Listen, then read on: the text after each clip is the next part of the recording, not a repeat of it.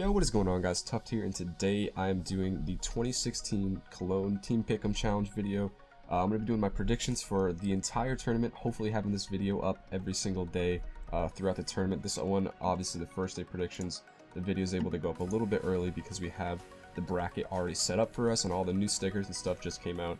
And yeah, I'm really looking forward to this event. Hopefully we can get another gold Picm Challenge trophy. Last tournament I was 1 point away from gold. So hopefully this time we can do a little bit better. But this tournament's actually extremely challenging to make predictions on. A lot of these teams are pretty close in skill, and recently there's been a ton of roster changes and sort of, you know, up and downs and huge upsets within the pro scene, and there's really not any stable teams anymore, I'd say, other than like maybe a couple. You know, you've got the old legends that are coming back and we'll hopefully be able to put up a pretty solid performance. But a lot of these teams, you know, are like 50-50. Like, I can't really decide, and there's a huge potential for a lot of upsets, especially just within the group stages. So all of these really are going to be pretty difficult to predict, but hopefully we can get lucky and you know, just trust our gut and get a couple of these right. So for the first group, between Astralis and Dignitas, couple roster changes happening here and there. Dignitas is going to be playing with a stand-in, I'm pretty sure, because, or no, Astralis will be playing with a stand-in, like Glaive or something, I think his name is, but he's actually fucking filthy. So I'm going to be making my pick for Astralis. They're an older team, they've been around for a while, they're always pretty consistent on LAN, and even though they tend to choke once in a while, it's usually not until like the quarterfinals or semis. So I have a feeling they're going to make it through the group stage, but yeah, that's really another one of those toss-up groups, because Dignitas has been performing pretty well recently, and you know, that whole like Danish scene is kind of just always jumbling up players, and there's always a power struggle, I feel like, between those two teams, and Dignitas, especially recently, has been playing extremely well. So that's another 50-50 group, like maybe not 50-50, but that's a potential upset, I would say. Another one that's going to be potentially either one is this second group right here, CLG and Gambit. Gambit hasn't been performing super well. CLG just got a new player, or got switched with Kusta, I think. Yeah, so they have you know, a new player, a fairly unstable roster. Gambit's been performing recently, and just, you know, is fairly unpredictable. I don't know what to predict for this. I'm just gonna say Gambit for this one, only because hopefully they show up on LAN and, you know, just play better. I don't think CLG really has what it takes to make it out of the groups, if you ask me. But that's just another one of those, you know, could go either way kind of groups. This third group here, however, between Navi and Flipside, is a little bit more easy to make a decision on. Navi always performs well on LANs, has been in top form recently, arguably one of like the top 3 or 4 teams in the world all the time.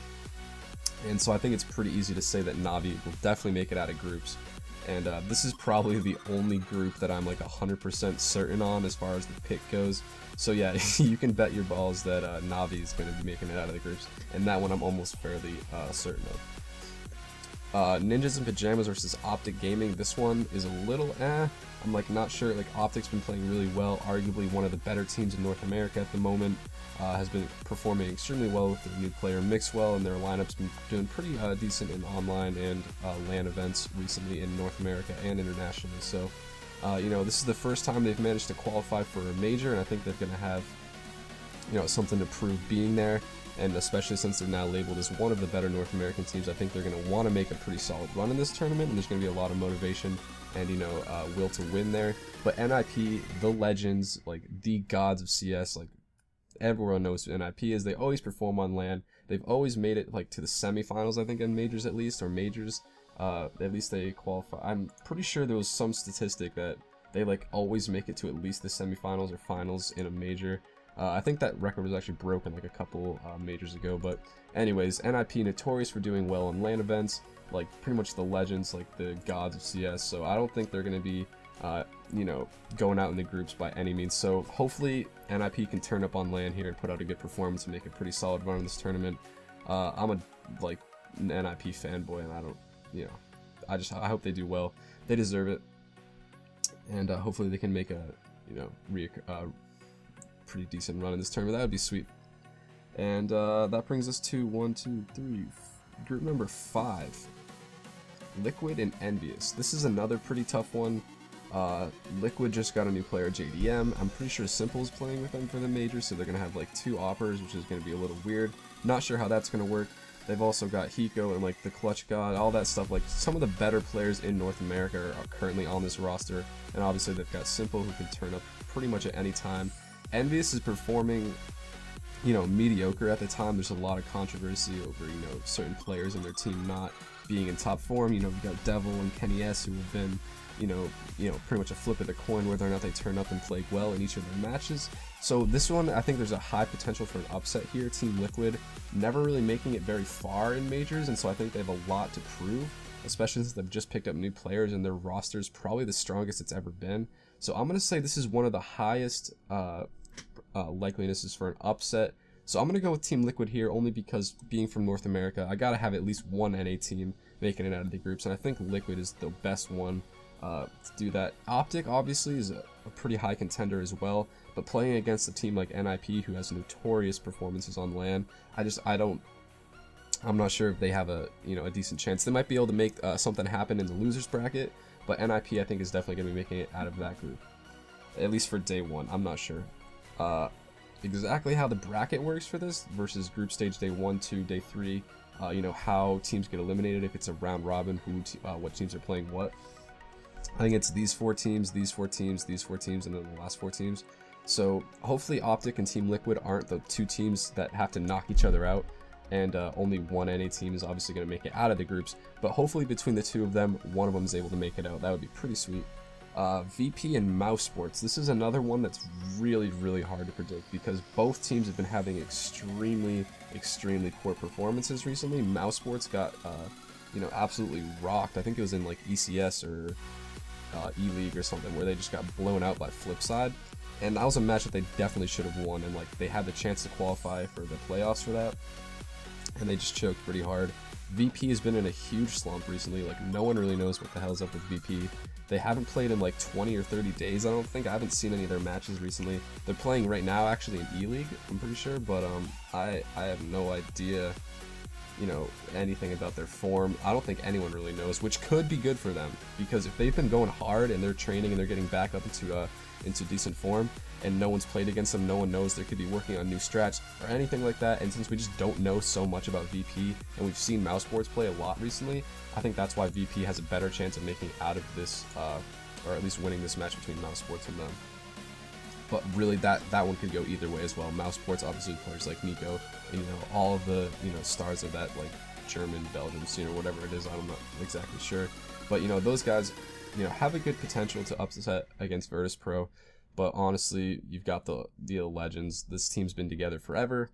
They could have been having like a, you know, LAN or like boot camp session. They've just been going hard for these couple you know, weeks where we haven't seen them play, and they could come up with something totally awesome at this major, and we just would be blown out of the water by it and would not expect it given the current form that we're seeing them play in. Obviously, we've got the new SK roster. Excuse me. The new SK roster, which was previously Luminosity Gaming, versus G2. Now, this was actually the final at the last LAN, I think it was ECS, and G2 actually won, which was pretty impressive. If you haven't seen the finals for that game, it was a best of 3. You definitely need to go watch that. It was an awesome series, and G2 actually came out on top, and I'm pretty sure that SK was not too happy about that. Well, Luminosity at the time, but you know what I'm saying. And I'm pretty sure that SK is going to be making a comeback, and they're going to be out for revenge, and they want to make it out of this group, or at least win this match, and, you know, to show G2 what's up. Brazilian players always been super decent on LAN, and I just, you know, having won a major themselves, I'm pretty sure they're going to be able to make a decent run in this one. And G2, even though they're making a really great, you know, like comeback as far as the form they're in, Shocks and Scream obviously going off in their match against Luminosity in the ECS finals. That was pretty awesome to watch, and it's good to see those players coming back into form, which I think is going to be awesome as far as making this probably one of the most exciting and closest majors ever as far as the teams and like the form everyone's in. This is going to be really entertaining to watch, and it's so difficult to predict all of these groups because some of the players on each team are having huge performances recently. All of the teams are pretty even in skill, and I don't know, some of these are going to be super hard. This one could go either way because, as I've said, G2 is obviously already beaten out SK in a best of 3 on LAN, so it could go either way, but I'm thinking since SK's out for revenge, that's going to be the team that's going to be making it out of that match right there. So lastly, we have Fnatic versus FaZe Clan.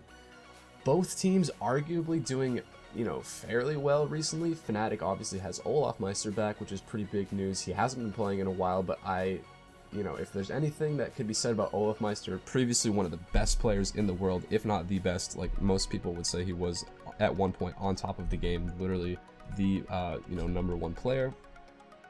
If that says anything about who he is as a person, like his motivation and determination to get better at the game and be the best again, I think that, even with his recent injury, he's been performing, pretty well in some of the matches they played recently. And I think, he's just going to be preparing for the tournament really well.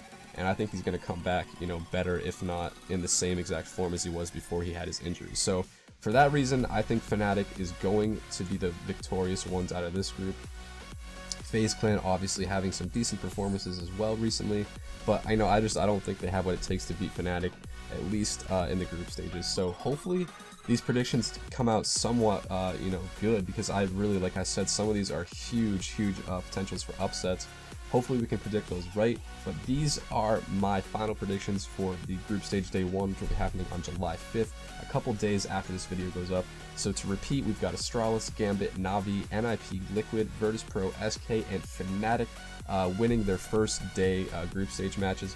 Anyways, let me know in the comments down below what matches you think are huge potentials for upsets. Obviously, we've got Astralis and Dignitas, CLG and Gambit, the NIP and Optic one could go either way, Liquid and Envious, pretty much all of them. I mean, like, for real, there's only one or two that, are pretty set in stone or, like, pretty obvious to bet at, or, wager on and, predict at this point. Anyways, let me know in the comments down below what teams you think are going to make it out, if any of these predictions are wrong, or what you would do to change them. And hopefully you guys have great luck with your Picm challenge predictions. I'm going to be doing videos, like I said, every day of the tournament, hopefully getting that video up early enough in the morning where you guys can watch that and then make your picks. Anyways, thank you guys so much for watching. Hopefully you all enjoyed that, and I will see you guys in the next one. Peace.